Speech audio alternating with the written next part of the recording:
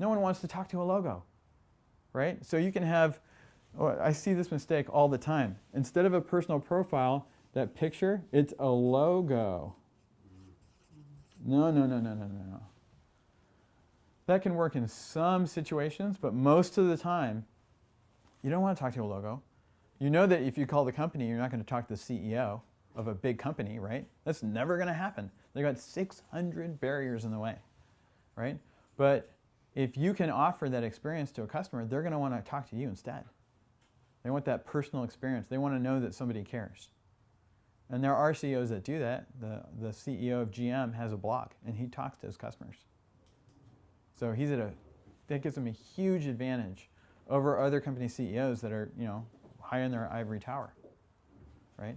But if you don't want to do this, what you can do is you can create an Excel spreadsheet with all your emails. All you need is the email. You don't need the name and the phone number and all that stuff, right? You don't need that. You can just load that straight into Gmail and then email all the people that you would like to know about this fan page. You just compose a new email and send it to those contacts with the link to the fan page. You just copy paste the link into the email. And often that's a smart thing to do in the beginning of a social media campaign. You create this presence. A lot of people are not, especially the older demographic, they're not necessarily on Facebook every day, like the kids are with their smartphones and all that. So they may not get the message for a week or two or a month. I mean, I have people that are becoming friends that I invited like 2 months ago. And they're just getting around to it, or they couldn't find it, or they didn't know what it was, or that kind of thing. So, but everyone's used to email. So if you send them an email with the URL, the Uniform Resource Locator, which is your website address, or your address for that fan page, or whatever it is you're promoting, then they can become a fan directly. They can find it faster that way. So in the beginning, do all this, but also send an email saying, hey, I have a fan page, here's the link. And then after that, what you do is every 30 days, you can invite people to your personal profile, and then 15 days after this, so an alternating 30-day cycle, right?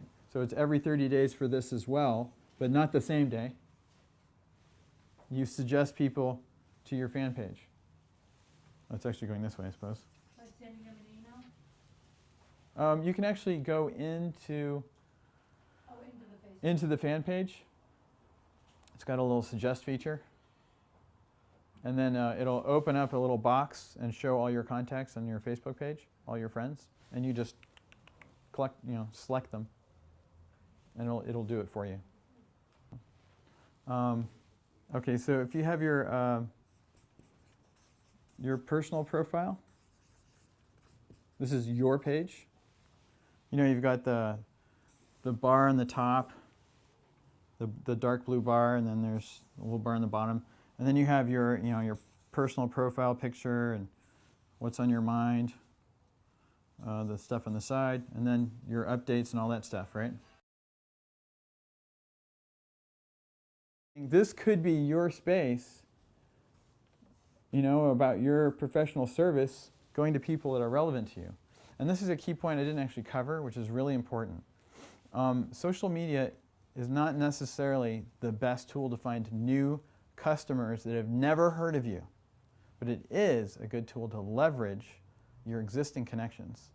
So that little strategy I showed you, you just keep building up people that already have a relationship with you that are like, oh yeah, I know Mike, I'll be a fan, right? They all have connections that you could be sending an advertisement to.